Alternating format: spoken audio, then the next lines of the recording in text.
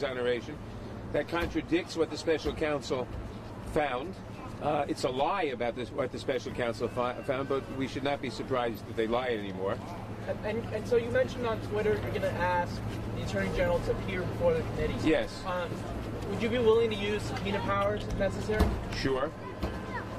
I would hope that it would not be necessary to use subpoena power to get the Attorney General to appear before the committee. We also want to see the full report, and if necessary, we'll use subpoena power to get that too. Are you worried that executive privilege could be exercised on some of these unknowns in the inside of the report? Well, the president could try to exercise executive privilege, but it won't be successful.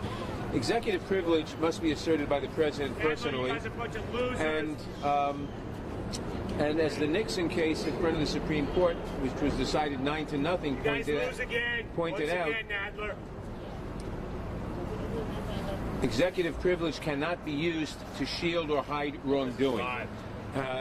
In the case of Nixon, the tapes of his personal conversations with people were ordered revealed by the court, and so I don't think that executive privilege will be a very successful defense here. Have you talked to the other side of your colleagues? Okay, other questions? There's other questions. Anybody have a... Speaker and Leader Schumer are tonight questioning what they say is the Attorney General's bias. Is that fair, and do you have confidence in the Attorney General? Well, it is fair, and in fact, I questioned it if you listen to what I said. He auditioned for his job by writing a 19-page memorandum giving a very extreme view of obstruction of justice and of presidential power, and saying basically that no president could really commit obstruction of justice. And given the fact that the special counsel found ample evidence of obstruction so as not to be able to say that they're not guilty of obstruction, so he said we're not exonerating the president, after 22 months, for the Attorney General reviewing that record in 22 hours is a bit much.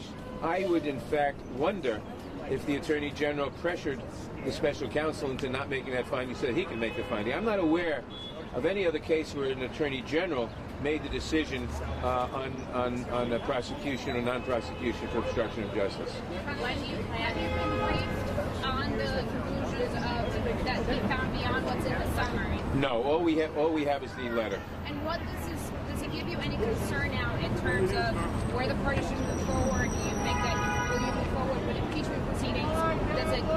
We're going to move forward. We're going to move forward with our investigations of obstruction of justice, abuses of power, corruption, to defend the rule of law, which is our job. It's a broader mandate than the special prosecutor had. His mandate is only for crimes. We're going to press forward with that, and as part of that, we're going to press forward with getting the entire report and the underlying evidence so that we don't have to recreate it.